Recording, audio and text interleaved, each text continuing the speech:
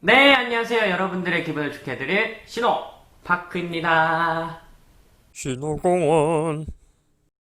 오늘은 조향사를 꿈꾸는 분들이라면 관심을 가질 만한 페로몬 향수에 대해서 말씀드리려고 합니다. 여러분들도 간혹 광고에서 이성을 유혹한다는 페로몬 향수를 많이 접하셨을 거라 생각해요. 단순하게 보면 상당히 자극적이고 뭔가 호기심을 유발하는 내용입니다. 좋아하는 이성이 나에게 호감을 가지게 할 수 있다는 내용과 매력을 느끼게 할 수 있는 향수까지 조합이 되니 상당히 그럴싸해요.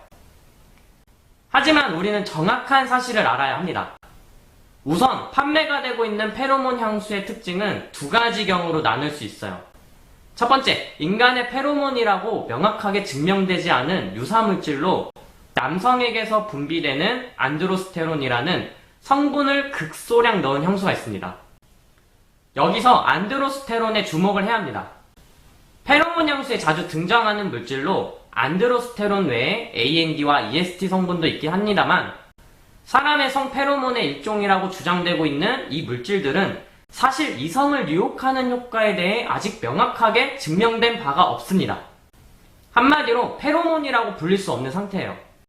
그래도 호르몬이라는 물질 자체가 극히 미량임에도 불구하고 인간 뇌와 신체에 미묘한 방식으로 영향을 미치고 있는 물질이기 때문에 앞으로의 발전 가능성은 생각해 볼 수 있습니다.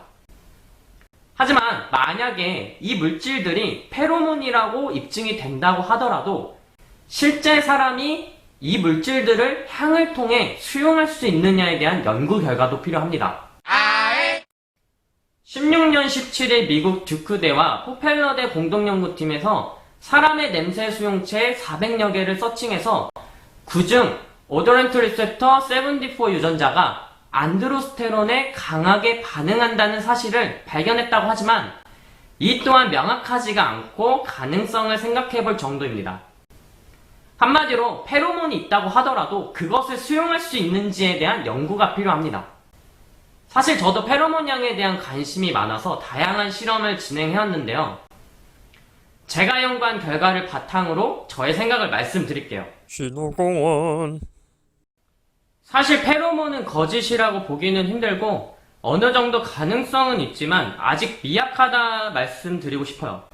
실제로 실험을 해보면 사람이 아닌 동물이나 곤충, 즉 화학적 신호와 동물적 감각에 의존하는 개체일수록 페로몬에 반응을 보입니다. 생각해보면 사람은 진화를 이루면서 불필요한 것들은 퇴화시키고 필요한 부분은 발전을 이루었다고 가정하면 이성을 유혹하는 페로몬 또한 현대에서 퇴화를 하지 않았을까 합니다. 사람은 언어적인 의사소통이 가능할 뿐더러 이성적인 사고 개념으로 생각이 가능하니까 이성을 좋아할 때 본능적인 감각만으로 판단을 하지 않는다는 점이에요. 마치 사람에게 꼬리뼈가 있긴 한데 꼬리가 없는 것처럼 페로몬 또한 비슷하게 존재는 하지만 존재의 필요성이 적다는 느낌입니다. 두 번째, 대부분의 페로몬 향수라고 판매되고 있는 제품을 보면 머스크를 주 재료로 조향한 향수입니다. 머스크는 서양 노르웨이 수컷 주머니에서 얻은 향입니다. 머스크의 성분을 보면 15개의 원자로 구성되는 고리 모양의 케톤 구조를 가지고 처음에 말씀드린 안드로스테론 등의 남성 호르몬 관련 화합물이 포함되어 있습니다. 사실 머스크도 페로몬이라고 보기는 힘듭니다. 사양이 세력건을 만들고 번식기에 짝짓기를 하는데 멀리 있는 암컷에게 자신의 위치를 알리기 위해 만들어지는 물질이 아닐까 유추하는 정도입니다. 하지만 정확한 내용 없이 말씀을 드리면 성페로몬의 일종이 아닐까 생각이 날 정도로 그럴싸합니다. 머스크에 대한 내용은 뒷부분에서 좀 더 말씀을 드릴게요. 자, 만약에 머스크가 사양의 페로몬이라고 한들 사람이 사용하는 향수에 페로몬이라는 키워드를 사용하면서 판매가 가능한 이유는 아직 화장품 표시 광고법에 페로몬이라는 단어가 금지된 단어는 아니기 때문입니다. 하지만 페로몬이라는 기능적 요소는 화장품법 외에 해당하는 사양이기 때문에 문제가 될 수 있습니다. 한마디로 정리를 하자면 현재 시중에 나와 있는 페로몬 향수는 페로몬 향수가 아니다입니다. 거기에 애매한 기준을 가지고 있기 때문에 불법이 아닐 수도 있다는 점입니다. 사실 페로몬 작용이라는 문구가 없어도 이성을 유혹할 수 있다는 키워드는 향수 자체의 기능적 요소를 포함하고 있어요. 즉 향수라는 제품 자체가 화장품이기 때문에 화장품법 제1조에 따라 인체를 미화하여 매력을 더하고 인체에 뿌리는데 작용이 경미한 것에 충족하기 때문에 불법은 아니라는 말입니다. 그러나 페로몬의 작용으로 인한 아니면 어떤 특정 호르몬 성분에 의한 이성을 유혹한다는 내용은 불법입니다. 상당히 애매해요. 말을 어떻게 쓰느냐에 따라 불법이 될 수 있고 괜찮을 수 있습니다. 자, 그러니까 페로몬 향수를 구입하실 때 페로몬으로 인한 이성 유혹은 불가능하고 불법이니까 향수를 구입하실 때는 그냥 본인이 원하는 향인지 그것만 보시고 구입하시면 되겠습니다. 네, 마지막으로 오늘 메인 주제인 과연 향으로 이성을 유혹할 수 있느냐에 대한 말씀을 드릴게요. 이 말씀을 드리기 전에 우선 두 가지 효과에 대해서 알아야 합니다. 바로 프루스트 현상과 플라시보 효과입니다. 프루스트 현상은 과거에 맡았던 특정한 냄새에 자극받아 기억하는 일을 말합니다. 플라시보 효과는 여러분들도 잘 아는 용어로 심리작용에 의거해 가짜를 진짜처럼 작용을 하는 경우를 말하곤 합니다. 실제로 플라시보 효과는 거짓말 같지만 실제 발생하고 있다는 과학적인 연구 결과가 잇따라 발표가 되고 있어요. 그리고 이 두 현상과 효과는 향수에서 가장 많이 쓰일 수 있는 이론이라는 것이에요. 자, 앞서 머스크 향에 대해서 추가적으로 말씀드리면 번식기의 짝짓기를 위해 향을 분비할 때 나오는 물질이 머스크라고 말씀드렸습니다. 만약 사양의 페로몬이 존재한다고 가정한 상태에서 머스크의 냄새를 풍겼다면 그때 순간의 기억을 가지고 있는 암컷들은 머스크 향의 후각 훈련을 통한 프루스트 효과가 적용이 된다는 것입니다.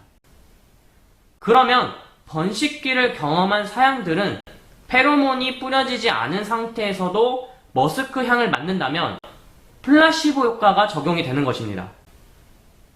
결과적으로는 그때의 자극이 그 반응을 무조건적으로 이끌어내는 자극과 반복적으로 연합되면서 파블로프의 실험과 유사하게 고전적 조건 현상이 이루어질 수 있는 가능성이 생깁니다. 한마디로 냄새만 맡아도 이성적으로 끌림이 발생할 수 있다는 것입니다. 그러면 제가 재밌는 얘기를 말씀드릴게요. 조선시대 시가에 나올 정도로 흥미가 있는 내용이 있습니다. 바로 방꽃 향기입니다. 여심을 흔들어내는 방꽃필 무렵이 되면 싱숭생숭해진 처녀들이나 과부들이 일탈의 충동을 느끼기도 하고 부녀자들이 외출을 삼갔다고 기록되어 있어요. 여기서 주목할 냄새는 방꽃 향기입니다. 밤꽃에는 실제 스퍼민과 스퍼민디라는 물질로 남성의 정액에서 나는 향과 동일한 물질이 포함되어 있습니다. 그럼 제가 질문을 드릴게요. 남자의 냄새와 같은 스퍼민 냄새를 맡으면 과연 사람들은 매력적으로 느낄 수 있을까요? 네, 여기서 끝나면 신호공원이 아니겠죠? 직접 실험을 할 준비를 모두 끝내놓았습니다. 다음 영상에서 기대해주세요. 오늘도 여러분들과 함께해서 너무나 행복했습니다. 감사합니다. 참고로 이번에 방꽃 냄새를 만들게 된 이유는 네이버 지식인에서 정말 많은 사람들이 남자의 냄새를 향수로 만들어 달라는 사람이 많아지셨고 조회수가 벌써 1000명이 넘었습니다. 그래서 이번 기회에 천연식물로 남자 냄새를 만들고 이와 관련하여 다양한 연구 내용을 말씀드릴 계획입니다. 다음 영상 꼭 기대하셔도 좋습니다.